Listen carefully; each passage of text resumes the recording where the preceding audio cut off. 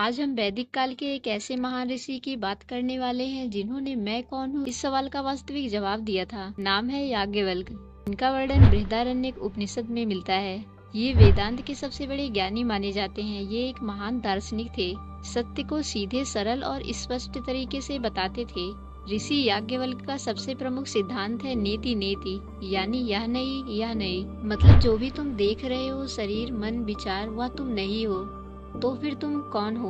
याज्ञवल्क्य कहते हैं कि जो देख रहा है, जो हर चीज अनुभव कर रहा है, वही आत्मा है और यही आत्मा ही ब्रह्म है। ऋषि याज्ञवल्क्य ने यही आत्मज्ञान अपनी पत्नी मैत्रेयी और राजा जनक को दिया था। अब बात करते हैं ऋषि याज्ञवल्क्य और राजा जनक के बीच हुए संवाद की। आखिर वो कौन से प्रश्न थे राजा जनक के जिनका उत्तर ऋषि याज्ञवल्क्य ने दिया था? राजा जनक का पहला सवाल था, आखिर दुनिया में सबसे बड़ा सत्य क्या है? ऋषि याज्ञवल्क्य ने उत्तर दिया, ब्रह्म ही अंतिम सत्य है जो सब में मौजूद है। जैसे सोने से कई आभूषण बनते हैं, उन आभूषणों का नाम अलग है पर असल में सब सोना ही है। अब राजा जनक दूसरा प्रश्न करते हैं, आखिर आत्मा क्या है? तब ऋषि याज्ञवल्क्य ने उत्तर दिया, जो सबको देख रहा है वही आत्मा है। जैसे तुम फिल्म देखते हो, फिल्म में सब बदलता रहता है, कभी दुख, कभी खुशी, कभी मजाक, पर देखने वाला कभी नहीं बदलता, यानी तुम शरीर नहीं हो। तुम वह हो जो शरीर और मन को देख रहा है, यानी जो सब बदलाव को देख रहा है वही तुम हो। अब राजा जनक तीसरा प्रश्न करते हैं, क्या आत्मा मरती है? तब ऋषि याज्ञवल्क्य ने उत्तर दिया, नहीं, आत्मा कभी नहीं मरती। तुम ब्रह्म हो, शरीर नहीं। मृत्यु बस शरीर की होती है। अब राजा जनक चौथा प्रश्न करते हैं, आखिर मृत्यु क्या है? ऋषि याज्ञवल्क्य ने उत्तर दिया, शरीर का बदलना ही मृत्यु है, जैसे पुराने कपड़े बदलकर नए पहनना। अब राजा जनक पांचवा प्रश्न करते हैं, आखिर हम सबको दुख क्यों होता है? यहाँ ऋषि याज्ञवल्क्य उत्तर देते हैं, खुद को शरीर मानने से दुख होता है, क्योंकि जब हम खुद को शरीर और मन मान लेते हैं तो तीन चीजें तुम्हारे दुख का कारण बनती है।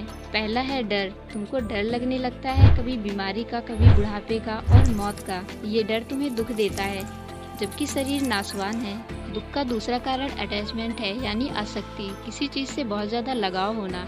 मेरा शरीर, मेरा पैसा, मेरे लोग, मेरा प्रेम, इन सब को खोने का डर दुख का कारण बनता है। तीसरा दुख का कारण है अपेक्षा। जब हम किसी दूसरे से एक अपेक्षा करते हैं कि वो मुझे खुश रखे, वो मेरी हर बात माने, जब ऐसा नहीं होता तो यही अपेक्षा दुख का कारण बनती है। अब राजा जनक छठा प्रश्न करते हैं, आखिर मोक्ष कैसे मिलेगा? यहाँ ऋषि याज्ञवल्क्य उत्तर देते हैं, जब तक अज्ञान, इच्छा और आसक्ति रहेगी तब तक मोक्ष नहीं मिलेगा। जिस दिन तुम जानोगे कि तुम शरीर या मन नहीं बल्कि आत्मा हो, उस दिन तुम मोक्ष को पालोगे। अब राजा जनक सातवां प्रश्न करते हैं, क्या कर्म से मुक्ति मिलती है? यहाँ ऋषि याज्ञवल्क्य उत्तर देते हैं, मुक्ति सिर्फ ज्ञान से मिलती है। जब आत्मज्ञान हो जाता है, ये पता चल जाता है कि मैं कौन हूँ, तभी यह मुक्ति है। अब राजा जनक आठवां प्रश्न करते हैं, क्या भगवान बाहर है? यहाँ ऋषि याज्ञवल्क्य उत्तर देते हैं, नहीं, वह तुम्हारे अंदर हैं। ऐसा इसलिए बोलते हैं क्योंकि इंसान सोचता है भगवान कहीं आसमान में है या फिर मंदिर में है, इसलिए उन्होंने ऐसा कहा कि बाहर नहीं, उसे अंदर देखो। भगवान अंदर बैठा कोई अलग व्यक्ति नहीं है। यह बस समझाने का तरीका है ताकि तुम्हें आत्मज्ञान हो कि तुम शरीर या मन नहीं बल्कि ब्रह्म हो। आत्मा और ब्रह्म एक है, जिसे हम बाहर ढूंढ रहे हैं, असल में हम वही हैं। अब राजा जनक नौवां प्रश्न करते हैं, हम सब अलग अलग क्यों दिखते हैं? यहाँ ऋषि याज्ञवल्क्य उत्तर देते हैं, यह हमारे देखने का एकमात्र भ्रम है। अज्ञान के कारण हम सबको अलग अलग देखते हैं, जबकि हम सब एक ही चेतना यानी ब्रह्म हैं।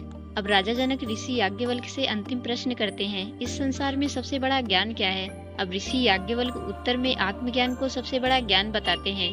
आत्मज्ञान को ब्रह्म ज्ञान भी कहते हैं, यानी मैं ना शरीर हूँ ना मन हूँ, मैं ब्रह्म हूँ।